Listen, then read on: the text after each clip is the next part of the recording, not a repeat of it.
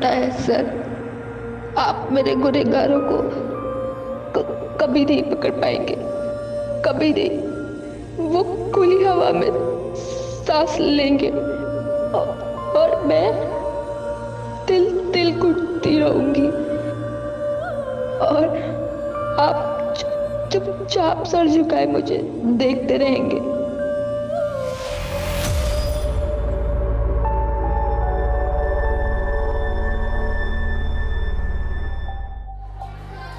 Congrats Bobby, इस बार भी तेरे सेमेस्टर में 90% आए हैं। देखना अगली बार ना तेरा नाम भी इस बोर्ड पर होगा, फिर तो पार्टी देगी ना। पार्टी? पहले ये बोर्ड देख मानसी, पिछले 10 साल में सबसे हाईएस्ट मार्क किसके हैं? श्याम भवी चौरसिया 99.34%, 2018-19। वाह यार, तुम दोनों बहनों तो स्कॉलर हो और तेरी बड़ी बहन ना तुझसे भी आगे है। यही तो प्रॉब्लम है, पूरी लाइफ दीदी के अचीवमेंट्स में ना मेरे एफर्ट्स तो कहीं दिखाई नहीं देते। चल आओ। क्या बोल रही है तू? कुछ नहीं, वो तो मैं ऐसे ही, तुम्हें पता है क्यों नहीं, दीदी पीछे खड़ी है। वो तो माँ पापा का टेंशन था ना इसलिए। तो क्यों इतनी टेंशन लेती है? These are just numbers. 5 साल बाद किसी को याद भी नहीं होगा कि तेरे कितने मार्क्स हैं। समझी? चले। ओ हीरोइन, क्या स्टडी करने आती है या बाल बढ़ाने आती है? विकास, तेरी गुंडागर्दी मुझ पे नहीं चलेगी, समझा? चल निकल।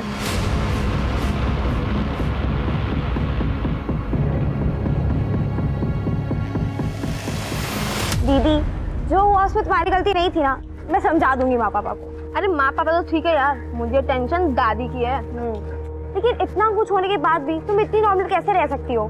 जो दादी के ताने झेल सकता है ना, वो कुछ भी झेल सकता है।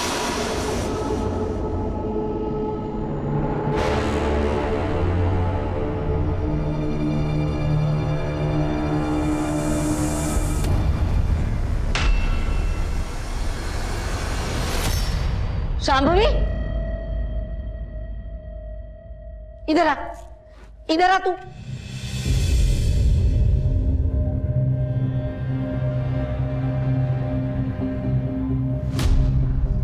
बाल काट के आ गई तू? हाँ, वो भी घर में किसी से पूछे बिना। राजीव, आरती, इधर आओ। क्या हुआ अम्मा? हाँ माँ। कितनी बार कहा है तुमसे, लड़की जात है, उसको थोड़ा मर्यादा में रखो। देखा, आज जाके बाल कटवा के आ गई। चल जा अपने कमरे में।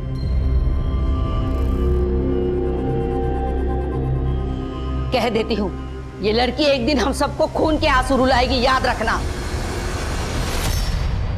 माँ, पापा, अब दादी कुछ कहते क्यों नहीं हो? वो इतने ताने क्यों देती है? बेटा, दादी की बात को दिल पे नहीं लेती। कैसे ना लगाऊं पापा, अभी से स्कूल से आए हैं, उनको जो कहना होता कह देती, लेकिन अच्छे से खाना तो खा लेने देती। नहीं बॉबी, मुझे बिल्कुल भी भूख नहीं, मैं बाद में खाऊंगी। माँ, चमन चाचा का खाना दे दो, मैं उनको दे के आती हूँ। अच्छा ठीक है, चल। पर तुमने बाल क्यों कटवा लिए? बताना तो। बाद में बताऊंगी। बॉबी, तू चल रही मेरे साथ? नहीं दीदी, मेरे सर में बहुत दर्द हो रहा है, आप जाओ। चल आराम कर।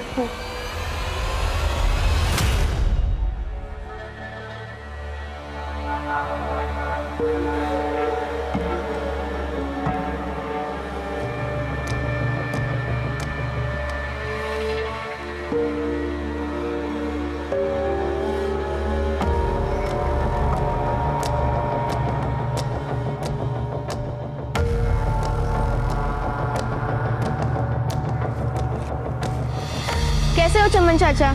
ये लीजिए आपका खाना। टिया रानी, कितने महीनों से खाना लाती हो, एक भी दिन ऐसा नहीं गया जिस दिन खाना ना लाई हो। भगवान खुश रखे तुम्हें। अच्छा चमन चाचा, मैं चलती हूँ, आप ख्याल रखो, ठीक है?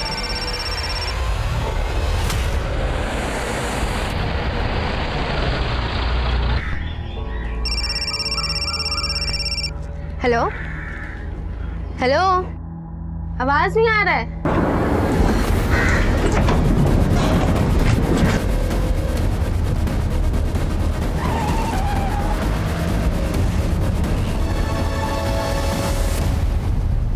बॉबी, जा दीदी को बुला के ला। दीदी, दीदी वो आई नहीं अभी तक। मैं बाहर देख के आती हूँ।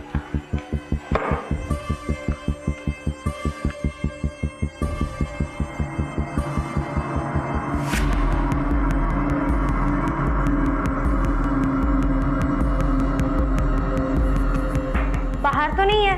कहाँ गई होगी? मैं फोन करके पूछती हूँ। आप जिस नंबर को डायल कर रहे हैं वो इस समय स्विच ऑफ है। फोन तो बंद आ रहा है। यहीं कहीं होगी, मैं जाके देखता हूँ। मैं भी आती हूँ। हाँ चल बेटा।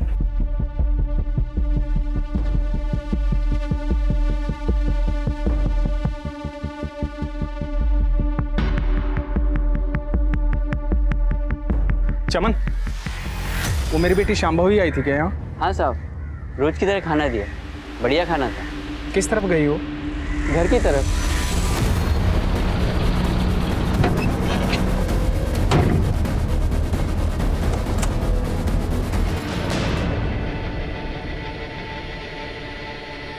मिली शांभवी? बहुत जगह ढूंढा, कहीं नहीं मिली। हमें पुलिस में रिपोर्ट करवानी होगी। पागल हो गया है तू राजीव? इतनी छोटी सी बात के लिए पुलिस में जाएगा? कोई जरूरत नहीं है। यही कहीं गई होगी, अपने दोस्त के पास आ जाएगी। लेकिन माँ, कितनी बार कहा है तुमसे, लड़की जात है, काबू में रखो, पर मेरी बात सुनता कौन है? गई होगी कहीं पे मुंह फुलाकर।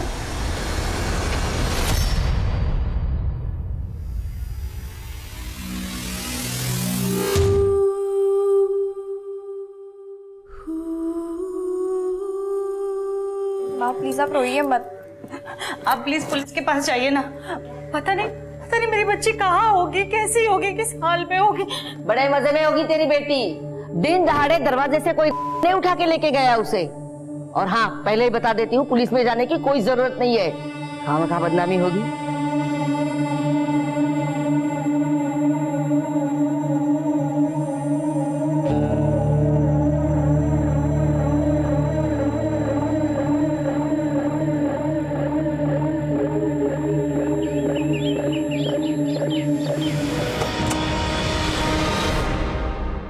जी बोलिए। क्या ये राजीव चौरसिया का घर है? हाँ, मैं ही राजीव चौरसिया हूँ।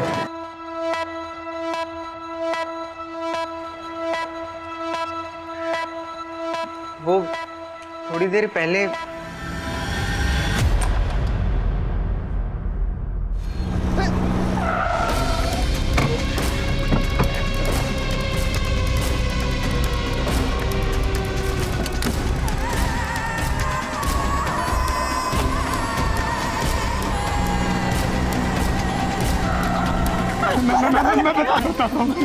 कपड़े पहना दो इसे बेटा, कपड़े लेके हमें इसे हॉस्पिटल लेकर जाना पड़ेगा। नहीं नहीं, जल्दबाजी मत करो। इसे हॉस्पिटल लेके जाने की कोई जरूरत नहीं है, थोड़ा सा वक्त दे दो, ठीक हो जाएगी। अरे हॉस्पिटल ले गए तो पुलिस केस होगा, फालतू का बखेड़ा नहीं चाहिए। लेकिन माँ, जब देखो तुम सब लोग अपनी मनमानी करते रहते हो। अरे इस लड़की की ये जो हालत है ना, वो तुम्हारी मनमानी का नतीजा है। अगर इस हालत में ये लड़की घर से बाहर गई तो तुम मेरा मरा हुआ मुंह देखोगे। अम्मा,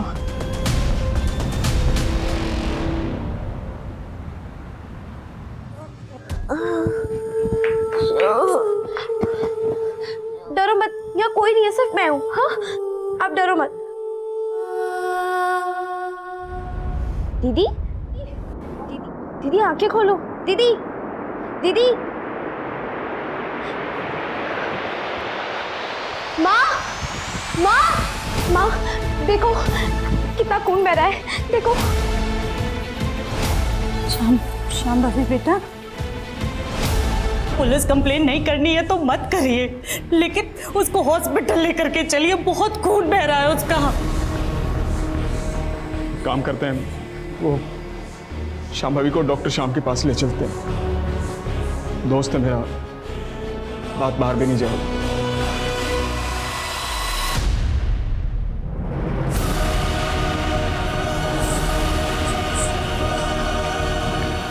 श्याम, राजीव शांभवी का गैंग रेप हुआ है।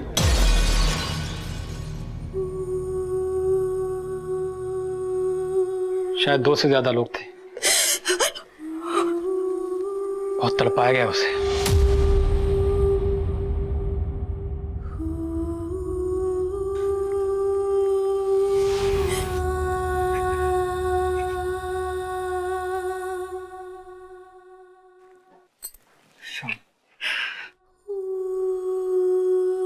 बात किसी को मत बताना, अपने घर में भी नहीं। ये तो कैसी बातें कर रहा है यार? ये वक्त समाज के बारे में सोचने का नहीं है। अपनी बेटी के बारे में सोच। 11 कांच के टुकड़े, 2 पेपर कप्स, 5 पत्थर के टुकड़े।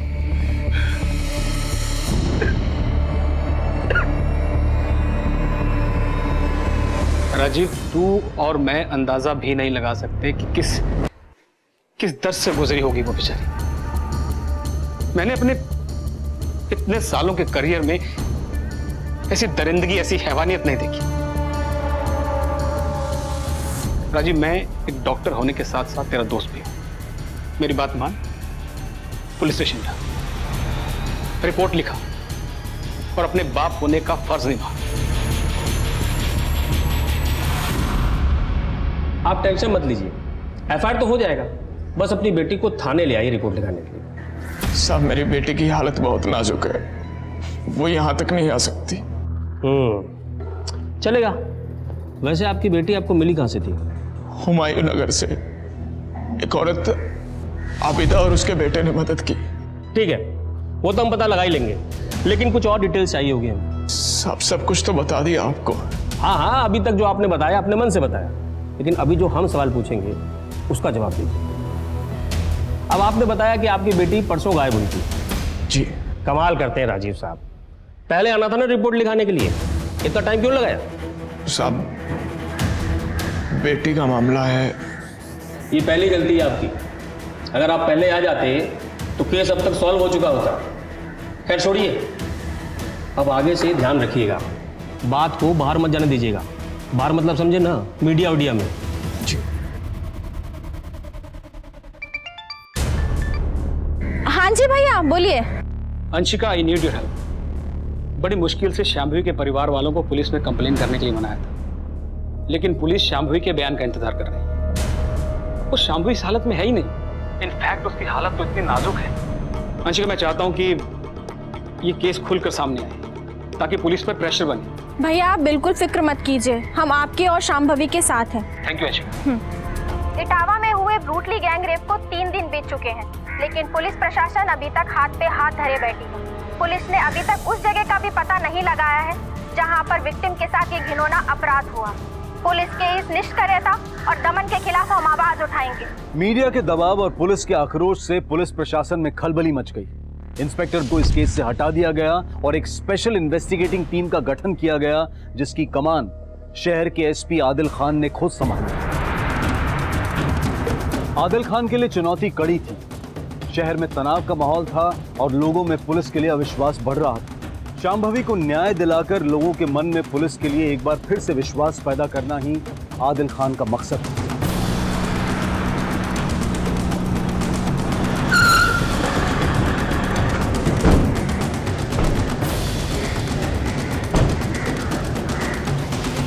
अब क्या बचा है यहाँ? और ज्यादती करना बाकी रह गया था क्या? राजीव जी, मैं यहाँ पर आपके जख्म को खरीदने नहीं आया। यकीनन हमारे डिपार्टमेंट से कोई चूक हुई है, उसी को सुधारने आया। आपकी बेटी शांभवी को इंसाफ दिलाने आया। खुद एक बेटी का बाप हूं, इसलिए आपकी तकलीफ को समझ सकता हूं।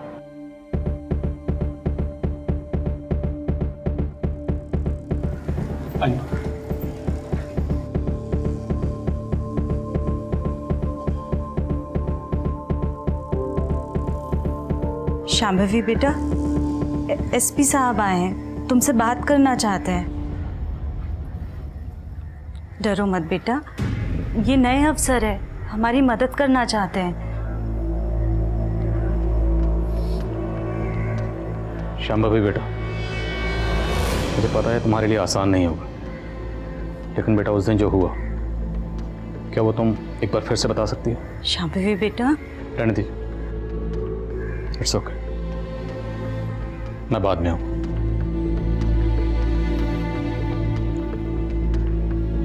राजीव जी, जिस दिन ये हादसा हुआ, उस दिन क्या हुआ था? I mean, एग्जैक्टली क्या हुआ था? सर, पिछले कई सालों से शांभवी दीदी हमारे कॉलोनी में आगे बैठने वाले भिखारी चमन चाचा को खाना देती थी। हर रोज की तरह उस दिन भी वो खाना देने गई थी। हम सब निधि का इंतजार कर रहे थे, लेकिन वो लौटी ही नहीं।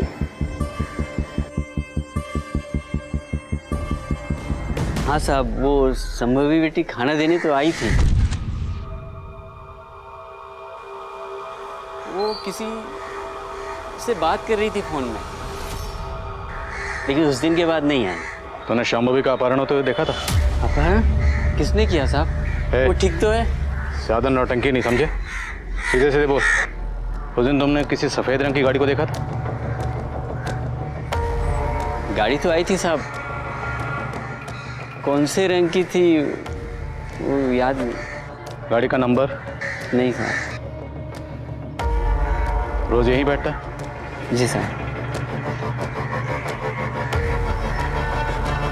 चमन को खाना देने के बाद शंभावी अपने घर की तरफ गई और बीच रास्ते में किडनैप हो गई। जहाँ पे चमन बैठता है, शंभावी का घर ज़्यादा दूर नहीं, तो मुमकिन है इसने सब कुछ देखा हो, लेकिन शायद छुपा रहा है।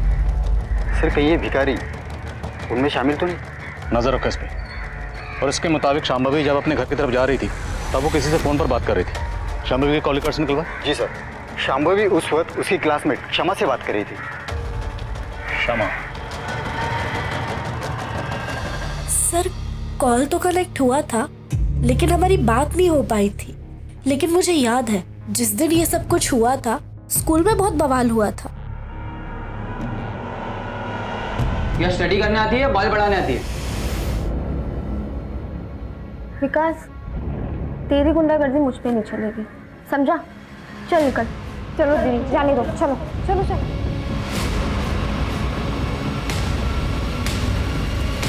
शांभवी ने उसकी कंप्लेंट प्रिंसिपल से कर दी थी और प्रिंसिपल ने 1 वीक के लिए उसे सस्पेंड भी कर दिया था। और फिर विकास ने... तूने मुझे स्कूल से सस्पेंड करवाया ना, नेक्स्ट टाइम तेरे बाल नहीं काटूंगा, तेरी नाक काट लूंगा, ताकि तू किसी को चेहरा दिखाने के लायक नहीं रहेगी। इस बार तो छोड़ दिया तुझे, अगली बार मुझे हाथ भी लगाया ना तो हाथ तोड़ दूंगी तेरा। मेरा तोड़ेगी? हमने भी दिन अच्छा नहीं किया, इस चोट का बदला लेना हुआ तुझे। तेरा नक्शा नहीं बिगाड़ा ना तो मेरा नाम विकास खरे नहीं। शांभवी बेटा, बेफिक्र रहो, मैं तुमसे ऐसा कोई सवाल नहीं करूंगा जो तुम्हें तकलीफ दे। बेटा, तुमने विकास खरे के बारे में पीएस शबीर अहमद को बताया? सर, विकास ने धमकी दी थी, लेकिन तब लगा नहीं था कि वो ऐसा भी कुछ कर सकता है। लेकिन कुछ दिन पहले जब उसका मैसेज आया... मैसेज?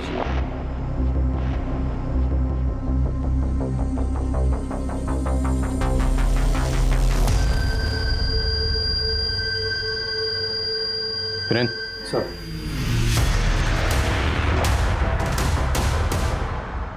शांभवी बेटा, क्या अब तो मुझे बताओगी कि उस दिन तुम्हारे साथ क्या हुआ? इट्स ओके, इट्स ओके बेटा, कोई बात नहीं, स्ट्रेस मत लो। अच्छे लोग थे जिन्होंने मेरा की तुम मदद के लिए चिल्लाती रहे, किसी ने तुम्हारी आवाज नहीं सुनी?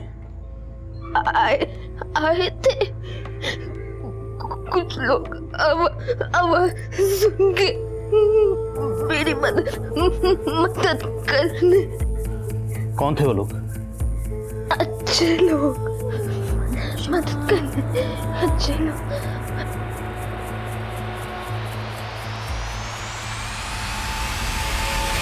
सर, शांभवी ने कहा कि बहुत सारे लोगों ने उसकी मदद की, लेकिन आबिदा के घर पे वो अकेले गई थी। अगर बहुत सारे लोगों ने उसकी मदद की थी तो अभी तक सामने क्यों नहीं आए? शायद किसी के दबाव में हो। कोई बात नहीं, एक बार क्राइम सीन का पता चल जाए तो सब के सब मिल जाएंगे। तुम व्हाइट मैन क्राइम सीन का पता करो, और सुनो, वो विकास करे, बुलाओ उसे पुलिस स्टेशन। सर। बोल, शांभवी से तेरी क्या प्रॉब्लम थी? सर, टेंशन थी और मेरे और शांभवी के बीच, लेकिन मेरा उस इंसिडेंट से कोई लेना देना नहीं है सर। तो कहाँ था उस दिन? सर, मैं तो अपने घर पर ही था सर। तो मतलब तूने कुछ नहीं किया? तब तो तुझे डीएनए सैंपल देने में कोई प्रॉब्लम नहीं होगी। और वो मैसेज शांभवी को मैसेज क्यों भेजा था? वो मैसेज सर सिर्फ मैं मौके का फायदा उठा रहा था सर। मुझे लगा उस वक्त मैं उसे धमका भी सकता हूँ और नीचा भी दिखा सकता हूँ सर। समझे? तेरी इस हरकत के लिए ना तेरे नक्शा बिगाड़ सकता हूं मैं, समझे तुम?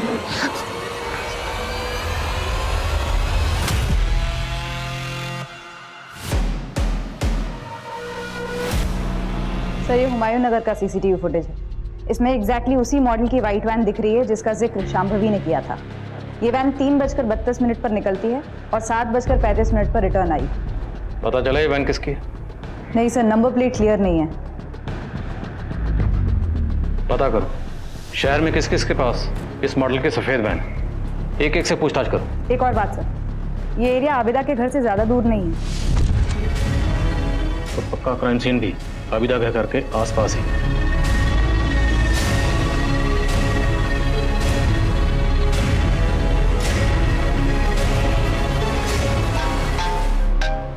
इसने किया था।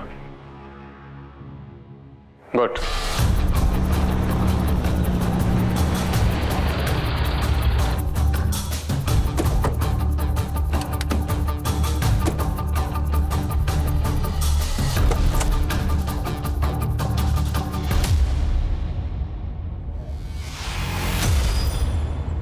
लगता है शांभवी के साथ घटना यहीं घटी है।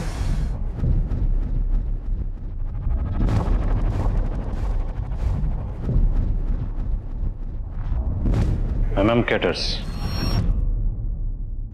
सर विक्टिम के शरीर से कांच के टुकड़े मिले और यहाँ भी इतने कांच के टुकड़े बिखरे हुए हैं।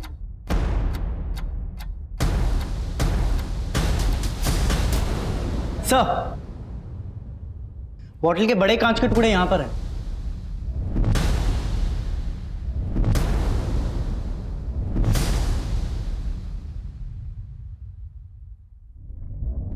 आबिदा का घर यहाँ से 300 मीटर की दूरी पर होगा। शांभवी यहाँ से रेंगते हुए वहाँ गई हो। शांभवी ने बताया कि कुछ लोग उसकी मदद के लिए आए थे। इस कांच की बोतल से उसको जख्मी किया गया। बोतल को पहले वहाँ तोड़ा गया, फिर उसी कांच से उसे यहाँ लाकर जख्मी किया गया। गुटका? सर लगता है हड़बड़ाहट में किसी की जेब से गिर गया होगा। ये सारी चीज़ें एविडेंस के तौर पर सील करो।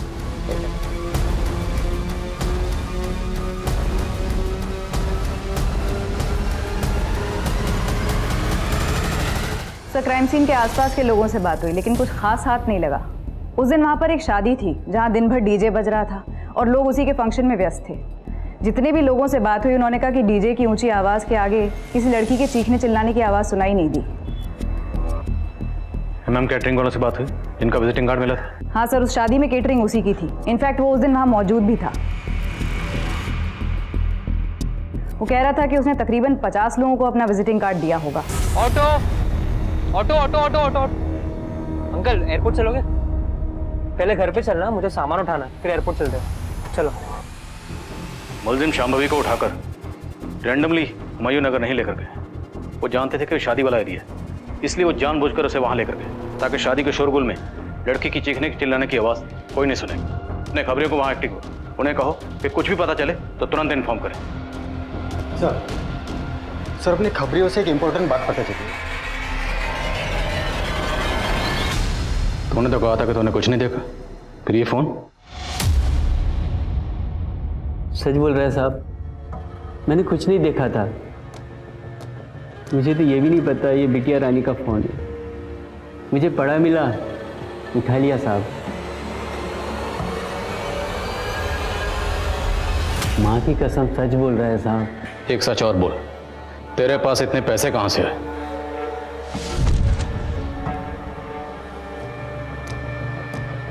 वो साहब मेरी एक झुग्गी है,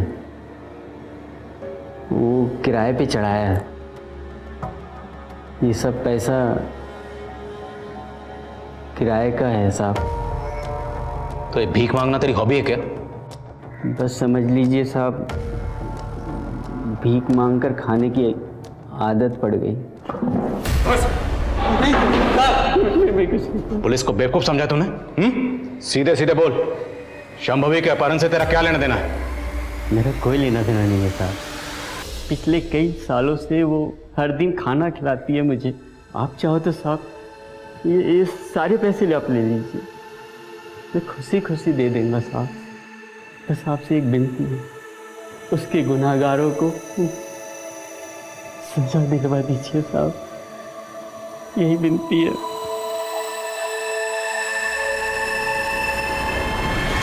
ये सब मेरी गलती है। मैंने तुझे हमेशा डांटा, कभी तुझसे प्यार नहीं किया। तुझे जैसे बाल काटने हैं काट ले, मैं तुझे नहीं टोकूंगी। बस तू ठीक हो जा। अब पछताने से क्या फायदा अम्मा, आप यहाँ से चली जाइए, चली जाइए आप।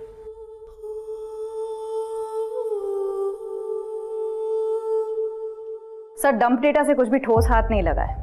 उस एरिया में कई टावर्स होने की वजह से हमें ऐसे बहुत सारे नंबर्स मिले जो उस दिन वहां मौजूद थे, लेकिन विकास खरे का फोन उस एरिया में एक्टिव नहीं था। हो सकता है वो अपना फोन घर पे छोड़ के गया। फॉरेंसिक से कोई अपडेट? जी सर, क्राइम सीन से मिले बॉटल के टुकड़े और विक्टिम के बॉडी से मिले कांच के टुकड़े मैच हो गए हैं। फॉरेंसिक ने क्राइम सीन से जो कपड़े उठाए थे उससे भी डीएनए एक्सट्रैक्ट कर लिया है। नेक्स्ट वीक तक ये रिपोर्ट भी आ जाएगी कि विक्टिम की बॉडी से मिले डीएनए और कपड़ों से मिले डीएनए मैच होते हैं या नहीं। अगर हम अपनी तहकीकात का रुख उल्टा कर दें तो? मतलब sir? I mean other way round. अभी तक हम विक्टिम से बाकी लोगों के डॉट्स जोड़ रहे हैं, अगर हम इसका उल्टा करें, डंप डाटा में जितने भी लोगों के नंबर मिले उनके प्रोफाइल चेक करें, उसमें ये चेक करें कि उनमें से वो लोग कौन हैं जिनका विक्टिम शांभवी से कोई ना कोई कनेक्शन है। चांस लेकर देख सकते हैं सर। एमएम कैटर से कोई अपडेट? हाँ सर, 7 ऐसे लोगों का पता चला है जो उस दिन शादी में वहाँ मौजूद थे और जिन्होंने एमएम केटरर्स को बाद में कांटेक्ट किया अपने यहाँ किसी फंक्शन के लिए भी। नजर रखो, कुछ भी अटपटा लगे उठा लो। सर सर गुटके से कुछ ज़्यादा पता नहीं चला, लेकिन अपने खबरियों ने बताया कि जिस कार का यूज रेप केस में हुआ था वैसे ही कार का पता चला है।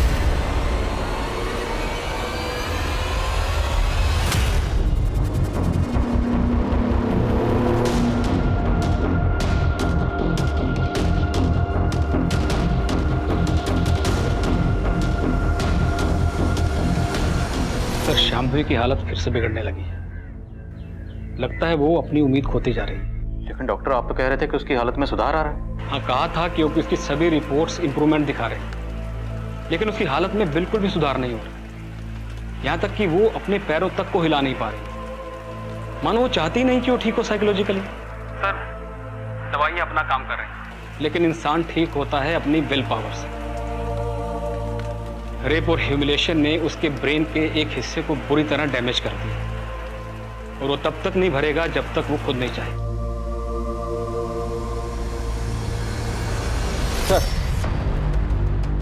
सर उस व्हाइट कार की डिटेल्स आरटीओ से आ गई है। वो कार पहले फैज शेख नाम पे रजिस्टर्ड थी, लेकिन फैज अभी दुबई चला गया। क्राइम में जिसकी गाड़ी इस्तेमाल हुई वो हमारे हाथ से निकल गया। सर और एक बात पता चली, फैज के दुबई जाने के बाद उसी एरिया का और एक आदमी अकरम बेग, उसने भी दुबई के वीज़ा के लिए अप्लाई किया था। सर खबरियों ने बताया कि 1 महीने पहले तक उसका दुबई जाने का कोई प्लान नहीं था और ना उसके पास पैसे थे। मुझे शक हुआ तो मैंने क्राइम सीन के डंप डाटा में उन दोनों का नंबर चेक किया। ये अकरम और फैज दोनों मौजूद थे वहाँ पर? हाँ सर। उठाओ इस अकरम को। सर सब बता दो सब मैं लड़की के साथ कुछ नहीं किया, मैं तो सिर्फ वहाँ पे मौजूद था और सब शादी का खाना खाकर लौट रहा था। ए क्या कर रहे हो? हाँ क्या? ए क्या हो रहा है? हाँ क्या हो रहा है?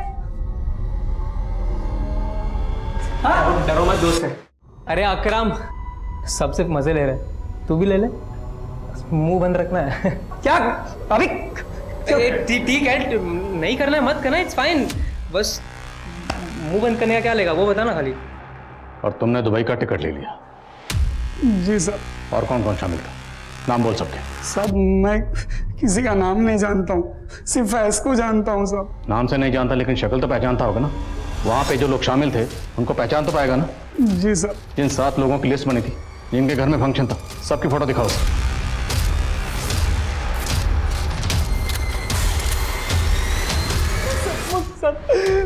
सर मुझसे बहुत बड़ी गलती हो गई सर। मैं सच बोल रहा हूँ सर। मैं उस लड़की को जानता भी नहीं था सर। सर मैं अपने फोन से बात करते हुए वहां से जा रहा था, तभी मैंने एक लड़की की चीख सुनी। छोड़ दो प्लीज। अंदर गया तो देखा कि कुछ लोग उसका रेप कर रहे थे।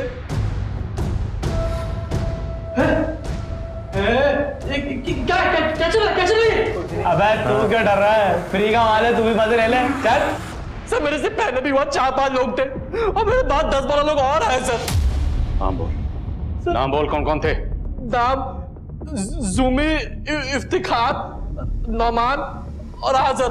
वो बारात में आए हुए दूल्हे के चाचा इम्तियाज भी थे सर। तो बारात में आए बाराती बन के और रेप होता देखकर रेपिस्ट बन गए। दो अच्छे से। मेरी बीवी को गुजरे हुए 6 साल हो गए साहब। मैं उस दिन फोन पर किसी रिश्तेदार से बात कर रहा था और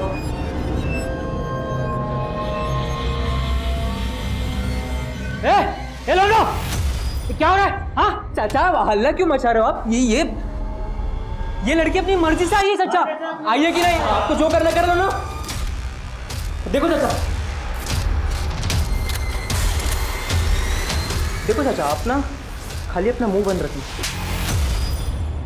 लड़के को किडनैप किसने किया था? साहब हमको नहीं पता साहब, हम लोग तो वहां लड़की की चीख सुनकर ही पहुंचे थे साहब।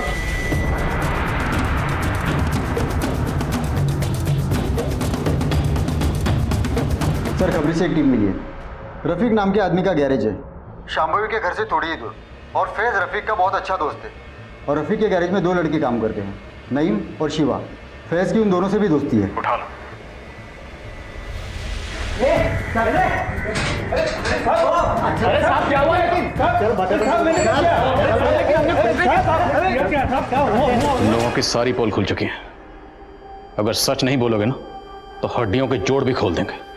बोलो, तुम लोगों ने फैज के साथ मिलकर ये घिनौनी हरकत क्यों की? बताता हूँ साहब,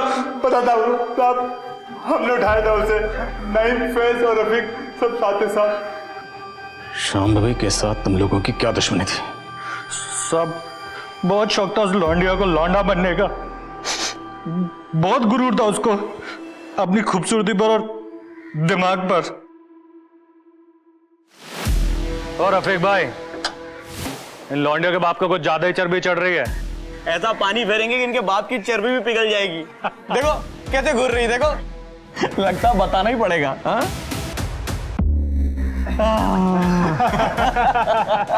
हो गई ठंडी। मेरी बात सुनो, घर चलते हैं, जाने दो।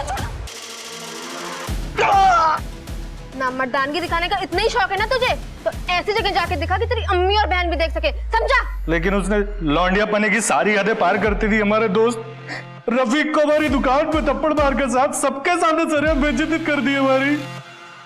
देसी लड़की दिन दहाड़े थप्पड़ मार गई, नामर्द बोल गई, घर का काम काज छोड़ के बाहर घूमती है मर्दों की तरह, और हमें ज्ञान पेल रही है। सबक तो सिखाना पड़ेगा रफीक भाई। सबक तो मैं सिखाऊंगा उस लौंडिया को, पर कैसा सिखाऊं ये समझ में नहीं आ रहा है बस। मेरे पास एक रास्ता है। अपने फैज के पास गाड़ी है ना, और अपने को गाड़ी मिल जाए ना तो अपना काम हो जाएगा। 5-6 महीने तक हमने कुछ नहीं किया था ताकि मामला शांत हो जाए। वो रोज उस भिखारी को खाना देने जाती थी। हम लोगों ने सारा इंतजाम कर लिया था, बस सही वक्त का इंतजार कर रहे थे। और उस दिन तो बॉबी भी उसके साथ नहीं आई थी साहब। हमें वो मौका एकदम सही लगा काम को अंजाम देने का। हमने फौरन फैज को बुला लिया।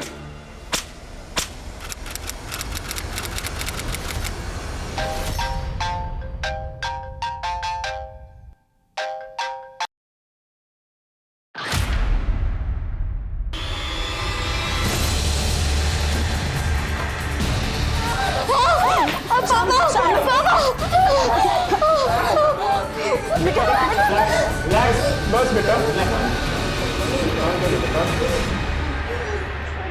शांभवी, शांभवी बेटा, शांभवी, शांभवी। डॉक्टर, डॉक्टर देखिए ना, ये कुछ बोल नहीं रही है। देखिए, देखिए ना इसको क्या हो गया। शांभवी, शांभवी, शांभवी।